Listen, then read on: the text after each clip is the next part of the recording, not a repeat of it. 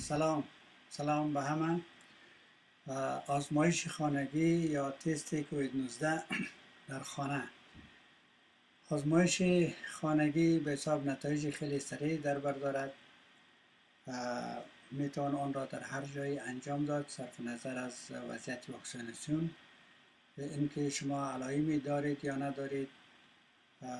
این آزمایش ظرف چند دقیقه نتیجه را به ما نشان میدهد. چه وقت باید این آزمایش را انجام بدیم؟ زمانی که علائم کووید 19 را داشته باشیم یا اینکه در معرض فردی که مبتلا به کووید 19 باشه قرار گرفته باشیم یا اینکه در کدام گرد همایی شرکت کرده باشیم. وقتی به حساب باید آزمایش خانگی را انجام بدیم تا مطمئن شیم که ویروس نگرفتیم. این کیت آزمایش است که در اینجا ما این پایه یا استند چرا داریم که لوله آزمایش را این نصب میکنیم. یه هم لوله آزمایش است. آزمایش اینجا قرار میدیم. بعد این هم سواب یا پاکن، سواب بینی است که ایرا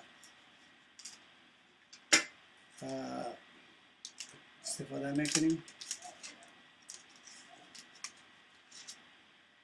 هم قطره بافر است که مایع را داخل لوله آزمایش قرار میدیم.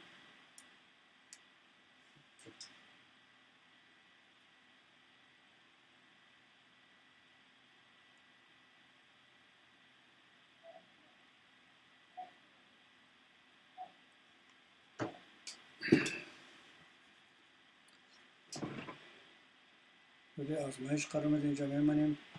بعدا سواب بینی را داخل بینی خود 5 نوبت میچرخانیم.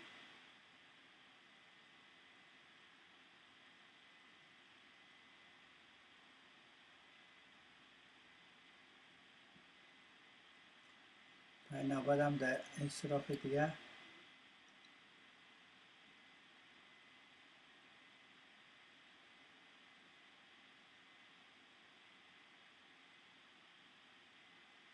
بعدا این را داخل لوله آزمایش قرار میدیم. این را فشار میدیم که نمونه که از بینی خود گرفتیم داخل محلول شود.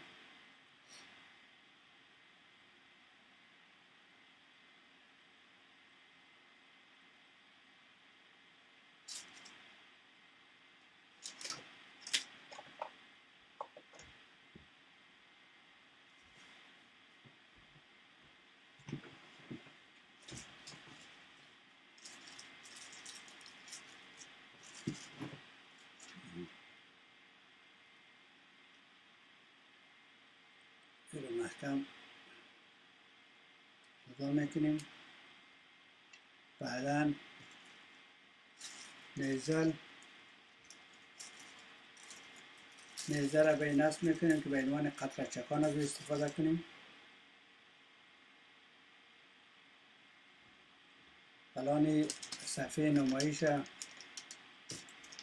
یا دستگاه نمایش درجه مسطح قرار میدیم. اولا تاریخ میزنیم که امروز تاریخ چی هست.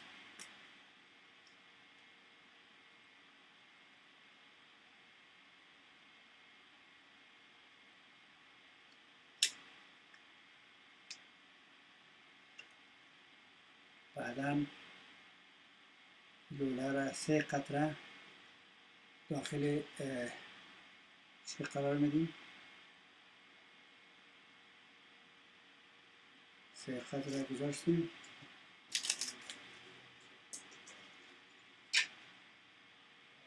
ببینیم که به چی رنگی تبدیل میشه.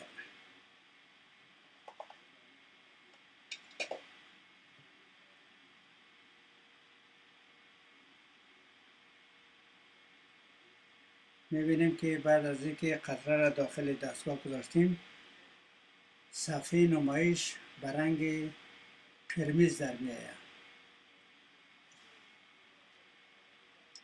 به رنگ قرمز.